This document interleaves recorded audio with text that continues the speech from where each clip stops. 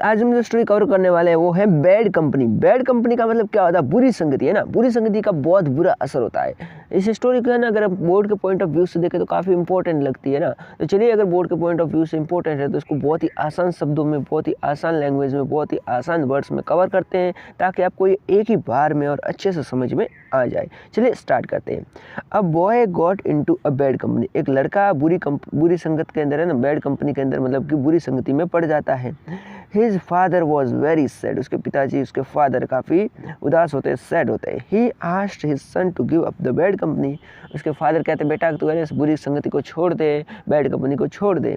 But the boy said that his friends could not spoil him. लेकिन लड़का क्या कहता है, मेरे फ्रेंड्स मुझे, है ना, मुझे बुरा नहीं बनाएंगे, बल्कि क्या कहता है आगे, and make them good boy, बल्कि मैं उनको भी, है ना, अच्छा बना दूंगा, अच्छे बच्चे बना दूंगा मेरी तरह। One day his father gave him a few good apples and a rotten apple. एक दिन उसके पिताजी उसको बुलाते, बेटा इधर आ, उसको अच्छे वाले कुछ एप्पल्स देते हैं और उसके साथ में एक और, है ना, जो रोटन एप्पल, मतलब कि, है ना, पका हुआ या सड़ा हुआ एप्पल दे देते हैं। He asked his son to put all the apples in a basket. उसके बाद क्या कहते हैं, इन सबको, है ना, एक टोकरी के अंदर रखना, एक बास्केट के अंदर रखना।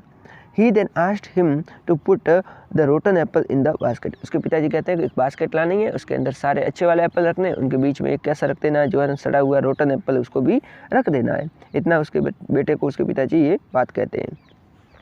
Next morning he asked his son to bring the basket of apples. अगली सुबह होती है, उसके पिताजी कहते हैं, बेटा जो मैंने तुम्हें ना कल एप्पल दी थी बास्केट के अंदर, टोकरी के अंदर रखने के लिए, है ना, चलो आज सुबह हो गई, चलो मेरे को वो टोकरी ला करके दिखाओ एप्पल से भरी हुई, ठीक है। His son brought it. उसका बेटा है जो है बास्केट है एप्पल से भरी हुई लेके आता है। His son was sorry to see that all the apples were spoiled. और उसके बेटे ने देखा कि सारी की सारी जो एप्पल है वो क्या हो गई है, बिल्कुल ही सड़ चुकी है। एक बुरी एप्पल की वजह से, एक बैड एप्पल की वजह से सारी एप्पल्स क्या हो गई है, स्पॉइल हो गई, बैड हो गई है।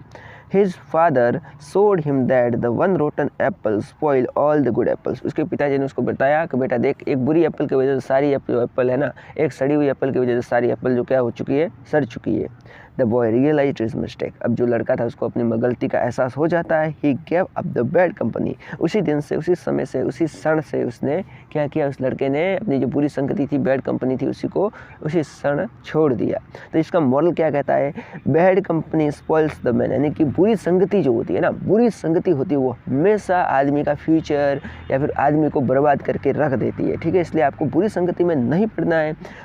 और इस स्टोरी को आप क्या करना है, एक दो बार अच्छे से लिख करके, एक दो बार अच्छे से पढ़ करके, है ना, समझने की कोशिश करनी, ताकि आपको ये अच्छे से याद हो जाए, समझ में आ जाए, ताकि एग्जाम में आपको किसी भी प्रकार की दिक्कत ना हो, समस्या ना हो, तकलीफ ना हो। चलिए मिलते हैं नेक्स्ट क्लास में, नेक्स्ट वीडियो में। तब तक के लिए जय हिंद, जय